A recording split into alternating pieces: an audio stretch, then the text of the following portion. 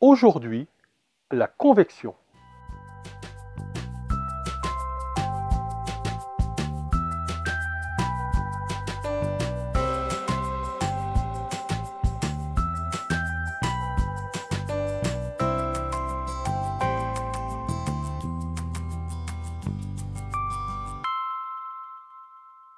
Dans tous les cas, une convection est un mouvement de fluide entre un point chaud et un point froid. Dans le bâtiment, la convection qui nous intéresse concerne les mouvements intérieurs d'air entre les parties chaudes et les parties froides. Cette vidéo est intégralement dédiée à ce phénomène, à l'analyse de ses effets et incidences dans le bâtiment, ainsi qu'aux moyens d'y remédier. Tout d'abord, qu'est-ce qui provoque une convection et pourquoi ? Il nous faut revenir sur la chaleur et ses effets sur la matière. Chauffer un élément, solide, liquide ou gazeux, provoque une mise en mouvement des particules qui le composent. Imaginons un groupe de personnes parfaitement immobiles. Elles occuperont un certain espace. Si je leur demande de se mettre chacune à bouger sans en réduire le nombre, elles occuperont plus d'espace. Pour n'occuper que le même espace, je devrais en diminuer le nombre.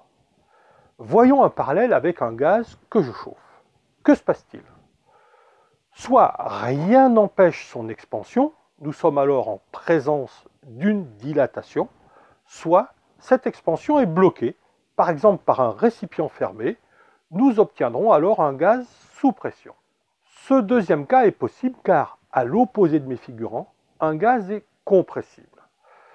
Cette faculté de compression, bien qu'importante dans un bâti, n'est pas l'objet du jour. Je reviens à l'expansion. Elle a pour effet une dilatation dont la conséquence est que j'ai moins de particules dans un mètre cube. Même si un gaz nous semble, et c'est juste, très léger, il a un poids, lequel correspond à l'addition du poids de tous les éléments qu'il compose. Si dans un mètre cube de gaz chaud et donc dilaté, j'ai moins de particules, ce mètre cube est plus léger. Conformément au principe d'Archimède, il subit une poussée de bas en haut, en un mot, il monte.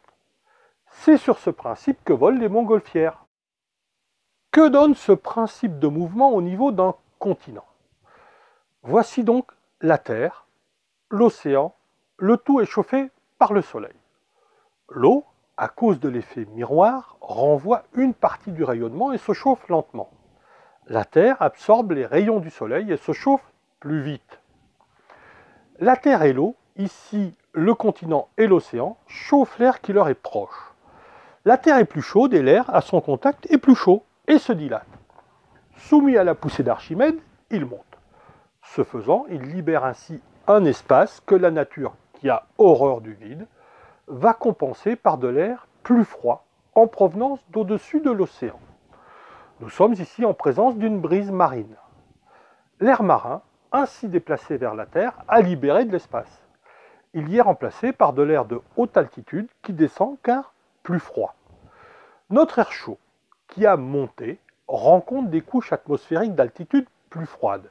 Et à leur contact, il se refroidit et va naturellement migrer vers les espaces libérés par l'air qui, comme nous venons de le voir, a migré de l'océan vers le continent. Nous avons donc, au final, à des altitudes différentes, deux mouvements d'air qui sont de sens opposé.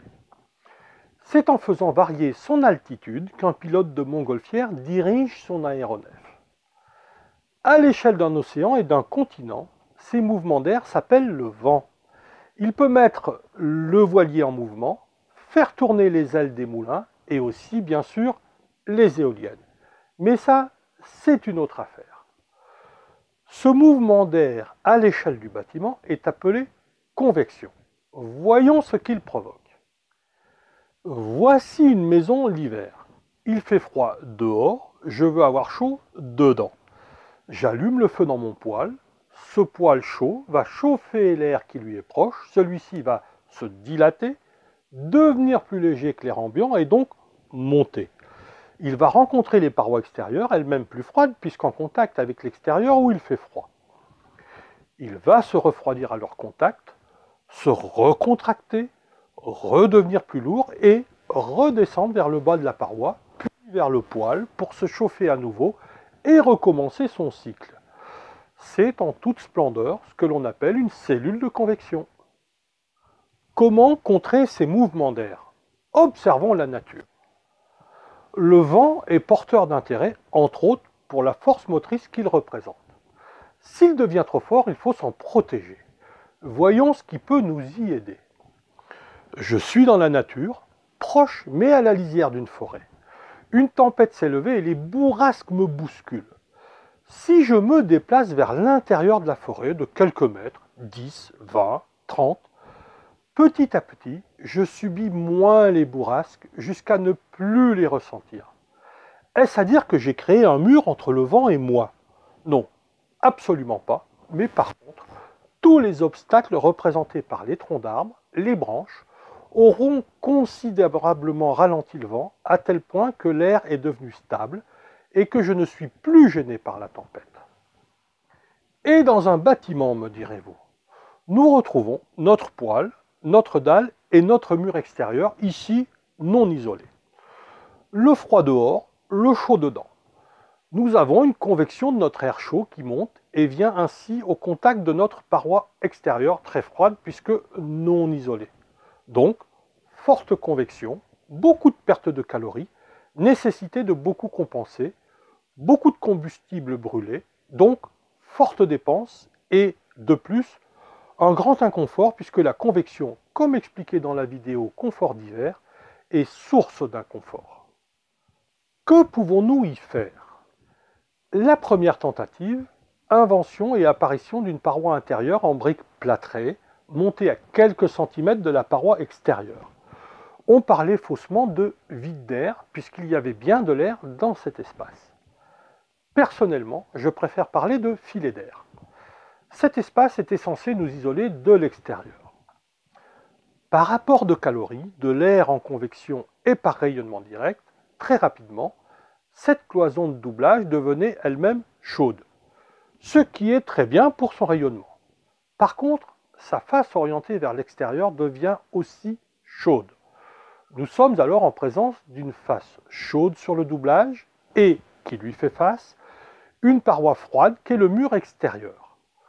Entre les deux, malheureusement, une mise en route de convection et aussi, mais ceci est une autre histoire, de rayonnement. Conséquence, les calories ont été retenues un certain temps, mais, in fine, continuent à migrer vers l'extérieur. Il a donc fallu trouver un moyen d'empêcher ces fuites derrière le doublage. Nous voici à une échelle encore plus grande. Le sol, le mur extérieur, le doublage. On vient de voir que les fuites de calories n'ont été que faiblement retardées. Comment les contenir mieux? Mise en place d'un matelas isolant fibreux. Comme tout à l'heure, les arbres de la forêt ont, à leur échelle, arrêté le vent. Nos fibres vont suffire ici à stabiliser l'air. On dit qu'il devient captif. On aura ainsi arrêté notre convection dans cet espace de doublage. Et si, en plus de bien arrêter la convection grâce à un matériau emprisonnant l'air, on aura veillé à ce qu'il soit performant sur le plan de la conduction et du déphasage, sujet traité dans d'autres vidéos, alors on aura gagné. J'espère vous avoir aidé à bien comprendre ce qu'est une convection et comment se prémunir de ces effets non désirés. Si cette vidéo vous a plu, faites-le savoir par un like, partagez-la et abonnez-vous. Que vous soyez professionnel ou particulier, vous trouverez d'autres renseignements sur d'autres sujets sur mes autres supports, vidéos ou fiches.